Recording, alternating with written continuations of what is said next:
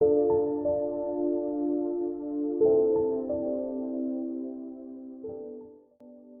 and welcome to Equivator Reviews. Today let's look at something slightly different, and this especially applies to local used cars. Assume you want to buy a local used car from an individual. There are some things you will need to have a good look at, such as the engine, gearbox, brakes and suspension. For this you will need a good mechanic to properly evaluate the car and give you either a go ahead or let you know if it will be a risky purchase. Now, there are a few other things that you will need to check. You will need to inspect the exterior, interior, the underside of the car, as well as the rims and tires. It's very important to do that inspection because of three main reasons. The first one is that being that it's difficult to confirm the mileage of local used cars, that inspection can give you telltale signs whether the mileage you are being told is genuine or not. Remember, you can easily confirm the mileage of cars imported from Japan, but for the local used cars, it's a bit difficult. The second reason why it's very important to perform that inspection or hire someone to inspect the car is this. Assuming you don't know much about cars and so you don't know what exactly to check, the car owner might take advantage and not disclose the errors that the vehicle has, and consequently you may end up paying more money than the vehicle's worth. You may perform the inspection with someone else, but if again you both don't know exactly what to check, then both of you may overlook some important things in the vehicle. You may hire a mechanic to check the car, but remember, mostly the mechanic will focus on the mechanical aspects such as the engine, gearbox, suspension, and brakes. And it can be quite confusing even in the mechanical part, because if maybe you don't have a personal mechanic that you can trust, you may end up hiring someone who is not as professional. The third reason why it's very important to perform that inspection is that you don't want to buy the vehicle, then after just a few days you will need to part with more money to rectify some things that you would have detected during the inspection. It can be very frustrating to buy a car, then almost immediately start spending money. That said, it's very important for the buyer to have some knowledge of what to check during the inspection and telltale signs that indicate a car has more mileage than what you are being told. You should not fully trust the mechanic or the person doing the inspection, especially if he is not your personal mechanic or car inspector.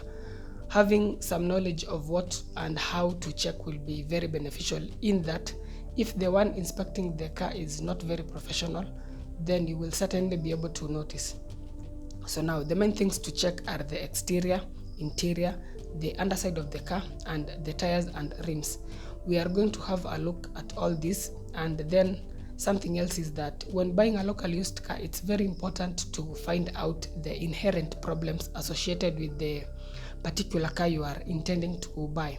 For example, if you intend to buy a Peugeot, then you should have some background knowledge of the problems that Peugeots are known to have, such as electrical issues. If it's a Nissan, then you should know it's the CVT issues. That will enable you to really be keen and try as much as possible not to buy a car with a major issue. And it actually does happen. You find that people at times sell cars because they have realized that they have some serious issues, and the unsuspecting buyers end up buying, then they regret later. So now let's start with the exterior. Here you will just check the normal issues such as the condition of the paint, check for scratches and dents. Don't inspect the car if it is wet, because water can conceal some of the scratches and dents. Something to note is that if the car seems to have been painted recently, then it may be a sign that the buyer is trying to conceal something, or maybe just to recondition the car so as to increase its value. If there are significant scratches and maybe dents, then do take note of that, because you can use it to your advantage, in that if everything else in the car is okay, then you can use that poor condition of the exterior to to bargain or lower the price of the car, because after you buy it you will need to use more money to repaint it. When inspecting the body, you need to stand at a certain angle beside the car, as you can see on the screen. That angle will enable you to detect dents and scratches that you may not be able to pick up if you just view the car normally. Moving on to the interior, this is where you will need to be very careful. This is where most of the telltale signs are. If, for example, someone wants to sell his or her car and he wants to try and conceal some errors, mostly what people do is to put in new seat covers, a new cover for the steering wheel, maybe a new headliner, and so on. There are, however, things that you can check, and they will most likely give you a true indication of the vehicle's mileage. The first thing to check are the pedals. Check the accelerator and brake pedals. Most sellers don't often replace those. So if, for example, you are told that a car has a mileage of maybe 60,000 kilometers, yet the pedals are worn out, then that is a clear sign that that mileage is not correct.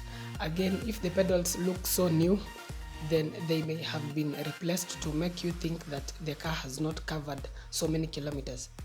Check the steering wheel. If it has a cover, remove it and check the condition. If it's so much worn out, then it's a clear indication that the car has been driven for long. Check the gear lever. Also check the driver's seat. If it has a cover, remove it and try to check the condition of the seats.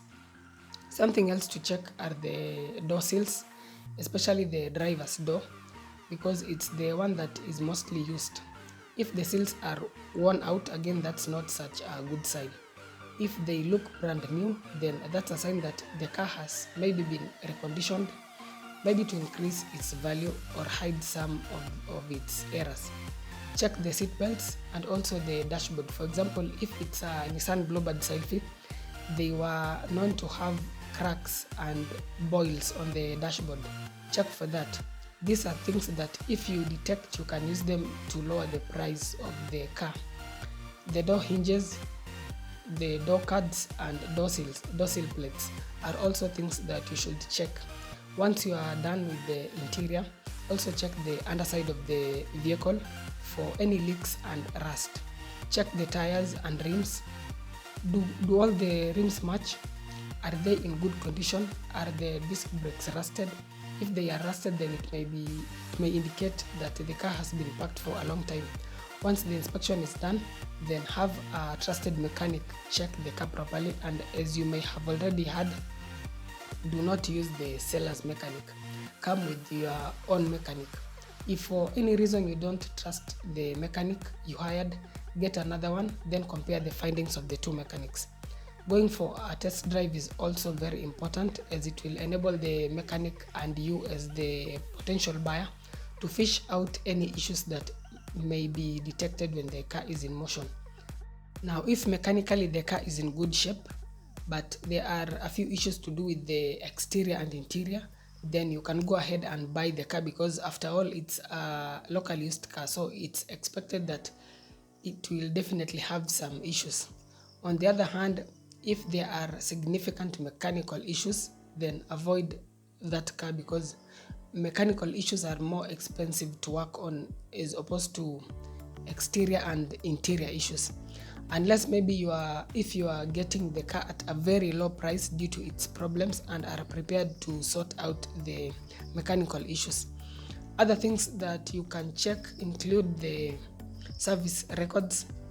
This will show how well a car has been maintained. In fact, if there are no service records, then you should not consider buying that car. Also check for worn out screws. This will be a sign that the car may have high mileage. You can also consider the vehicle's age.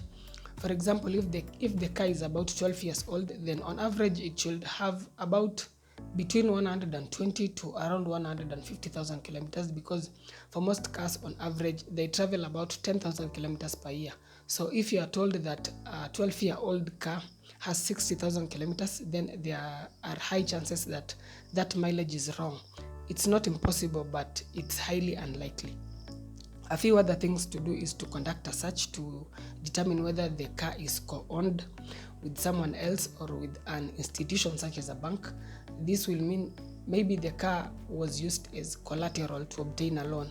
Also confirm that the vehicle's details are consistent with the logbook details and NTSA team's account. So I hope this has been helpful, and this is a service that I also offer.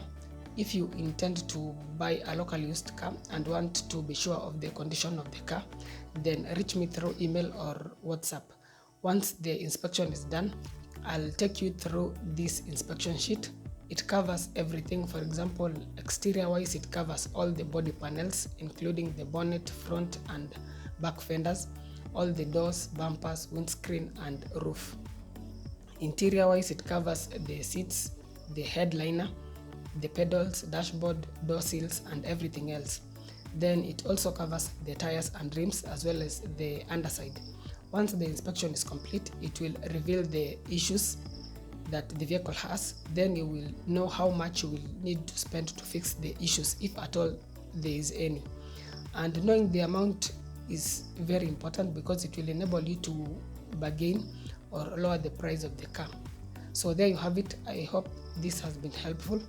If you have any inquiries or want to advertise your car for sale on the channel or want local used car inspection services, then reach me via email or WhatsApp.